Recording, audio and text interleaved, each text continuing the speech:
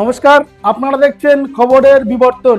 খবরের বিবর্তনে আপনাদের সবাইকে স্বাগত। আর মাত্র কয়েক ঘন্টার অপেক্ষা, তারপরেই পশ্চিমবঙ্গের ঐতিহাসিক ব্রিগেড প্যারেড গ্রাউন্ডে উপস্থিত হতে চলেছেন ভারতবর্ষের প্রধানমন্ত্রী নরেন্দ্র মোদী। 2026 সালের বিধানসভা নির্বাচনকে সামনে রেখে তার এই সফরকে ঘিরে রাজ্য রাজনীতিতে ইতিমধ্যে তীব্র চাঞ্চল্য তৈরি হয়েছে।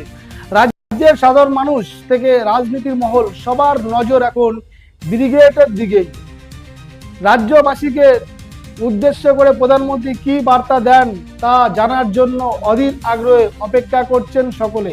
বিশেষ করে 2026 সালে বিধানসভা নির্বাচনকে সামনে রেখে তার বক্তব্য রাজনৈতিকভাবে অত্যন্ত গুরুত্বপূর্ণ বলেই মনে করছেন রাজনৈতিক বিশেষজ্ঞরা।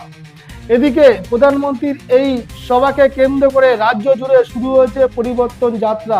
বিভিন্ন জেলা থেকে রথ বেরিয়ে মানুষের কাছে পৌঁছানোর চেষ্টা করেছে বিজেপি কর্মী ও নেতৃত্ব। তাদের দাবি, রাজ্য সরকারের দুর্নীতি, অপশাসন ও বিভিন্ন অনিয়মের বিরুদ্ধে মানুষের ক্ষোভ ক্রমশ বাড়ছে। আর সেই ক্ষোভেই ব্রিগেডের ময়দানে জনসমুদ্রের রূপ নেবে। বিজেপি কর্মী সমর্থকদের আশা, প্রধানমন্ত্রীর জনসভায় বিপুল সংখ্যক মানুষের সমাগম হবে এবং এই সভা থেকেই রাজ্যের রাজনীতিতে নতুন বার্তা পৌঁছে যাবে সাধারণ মানুষের কাছে। এই বিষয় নিয়ে আমরা কথা বলেছিলাম খড়দা বিধানসভার এক সাধারণ কর্মীর সঙ্গে। তিনি কি বললেন চলুন শুনে নেওয়া যাক। রাজ্যের ব্রিগেড প্যারেড গ্রাউন্ডে ভারতবর্ষের প্রধানমন্ত্রীর সভাকে কেন্দ্র করে রাজ্যের রাজনীতিতে কতটা প্রভাব পড়বে? দেখুন, রাজ্যের রাজনীতিতে ইতিমধ্যে প্রভাব পড়ে গেছে। প্রধানমন্ত্রী আসবে এই কথা শুনেই। আর আগামীকাল 10 লক্ষের বেশি লোক এই মাঠে জনসমাগম হবে। তো আপনি বুঝতেই পারছেন যে কালকে থেকে আমাদের নির্বাচনী হাওয়া পুরোপুরি শুরু হয়ে যাবে এবং চারিদিকে এই যে আমাদের পরিবর্তন সভা হতে চলেছে, তার আপনি যে প্রশ্ন করেছেন তার উত্তর একটাই, যে 2026-এর নির্বাচন তৃণমূলের বিসর্জন, তার সূচনা আগামীকাল এই ব্রিগেডের মাঠ থেকেই হচ্ছে। ভারতবর্ষের প্রধানমন্ত্রী আসার আগে রাজ্য জুড়ে যে পরিবর্তন যাত্রা, এই পরিবর্তন যাত্রার উদ্দেশ্য কি?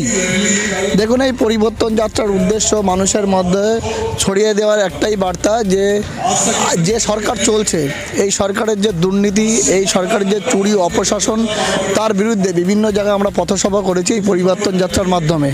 আমরা ভবিষ্যতে কি করতে চাই এই 26-এর নির্বাচন জেতার পরে, সেই বার্তাটাই ছড়িয়ে দেওয়ার মূল উদ্দেশ্য ছিল আমাদের এই পরিবর্তন যাত্রা। আর এই পরিবর্তন যাত্রার মাধ্যমে আমরা পশ্চিমবঙ্গের প্রায় 1 কোটির উপরে মানুষের সঙ্গে যোগাযোগ বা সম্পর্ক স্থাপন করেছি।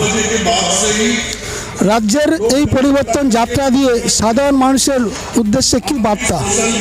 বার্তা একটাই, যেভাবে আপনারা দেখছেন যে রাজ্য জুড়ে বেকার ভাতা, লক্ষ্মীর ভাণ্ডার ভাতা, সবুজ সাথী ভাতার মাধ্যমে রাজ্যটাকে পশ্চিমবঙ্গের মাননীয় শুধুমাত্র ভোট কেন্দ্রিক হিসাবে গড়ে তুলতে চাইছেন, যেখানে কর্মসংস্থান নেই, শিল্প নেই, ভালো চাকরি নেই, স্বাস্থ্য ব্যবস্থা নেই, শিক্ষা ব্যবস্থা পুরোপুরি ভেঙে পড়েছে। আমরা 26-এর ক্ষমতায় এসে এই সব উন্নয়নগুলোকে চারিদিক থেকে তুলে ধরবো, বিদেশি বিনিয়োগ আনবো, কর্মসংস্থানের ব্যবস্থা করব। ক্ষমতায় আসার 45 দিনের মধ্যে আমরা আমাদের 7ম পে কমিশন পশ্চিমবঙ্গে লাগু করব। এটাই আমাদের মেন উদ্দেশ্য।